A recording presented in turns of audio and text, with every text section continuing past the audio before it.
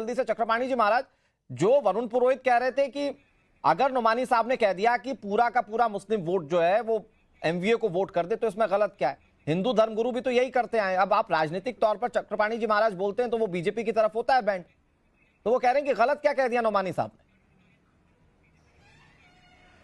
ने? नहीं, देखिए ऐसा है, चाहे मैं हूं, चाहे अभी पूज्य शंकराचार्य अभी मुक्तेश्वरानंद जी का नाम लिया कि उन्होंने तो सिंधे जी को समर्थन दिया। भाई सिंधे जी के जो कार्य थे गौरक्षा का, जो गौ माता का महाराष्ट्र पे सम्मान दिया, वो न भूतो न भविष्यति, कोई पहले इतना नहीं दिया था।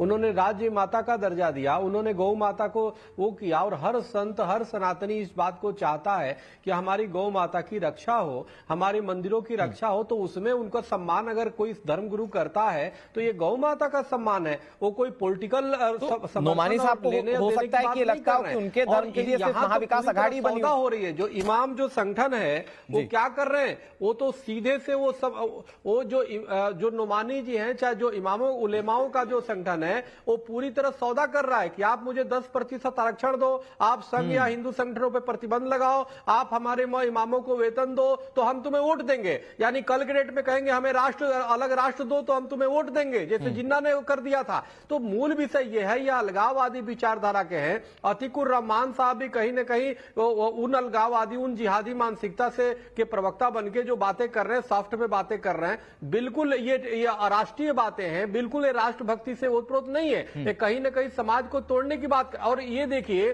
कि ये बीजेपी से नहीं लड़ रहे हैं, ये पूरे हिंदू समाज से लड़ रहे हैं, पूरी तरह मुगलिया शासन स्थापित करना चाहते हैं, पूरी तरह से राष्ट्र से लड़ रहे हैं। नहीं तो ये बताइए, सीए जो लागू हो रहा था, जो अल्पसंख्यकों पे अन्याय हो रहा बांग्लादेश पाकिस्तान में, अगर उनको मान्यता मिल जाती तो इनको क्या नुकसान होता।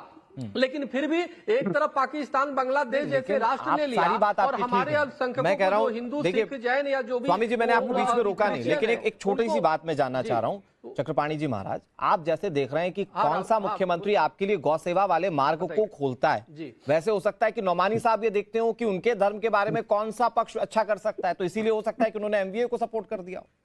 इसको कैसे जस्टिफाई करेंगे?